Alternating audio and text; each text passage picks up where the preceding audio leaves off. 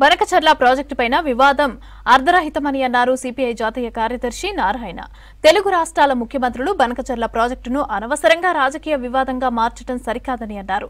సముద్రంలోకి వెళ్తున్న నీటిని వినియోగించుకునే ప్రాజెక్టు మంచిదే అని చెప్పిన నారాయణ ప్రజలకు ముందుగానే సమగ్ర అవగాహన కల్పించాల్సిన అవసరం ఉందన్నారు. ప్రస్తుతం రాష్ట్రంలో హంద్రినీవా, వెలుగొండ వంటి ప్రాజెక్టులు పూర్తి కాకుండానే కొత్త ప్రాజెక్టుకు నిధులు కేటాయించడాన్ని నారాయణ తప్పుపట్టారు.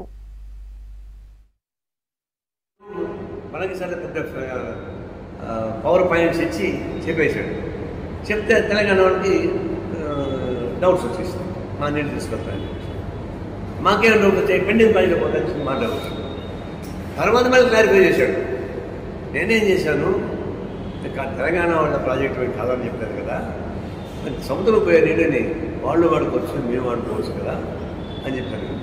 అదే ముందే చెప్పుండి ఆ ప్రకారం తెలంగాణ ముఖ్యమంత్రితో మాట్లాడి ఆ ప్రకారం కేంద్ర ప్రభుత్వం మాట్లాడి చేసి ఉంటే బాగానే ఉండేది. మీరు హడావిడిగా తెలంగాణ ముఖ్యమంత్రి రేవంత్ రెడ్డి గారు నిజమే ఇది రెండు రాష్ట్రాల సమస్య, మేమిద్దరూ కూర్చొని చర్చించుకుంటామని చెప్పారు. మంచిది. చంద్రబాబు నాయుడు పెద్ద పాజిటివ్గా చెప్పాడు, రేవంత్ రెడ్డి కూడా పాజిటివ్గా చెప్పాడు.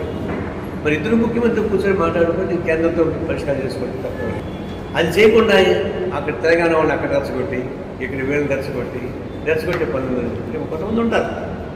కొంతమంది కావాలనే ఉద్దేశపూర్వకంగా రెచ్చగొట్టే వాళ్ళు ఉన్నారు.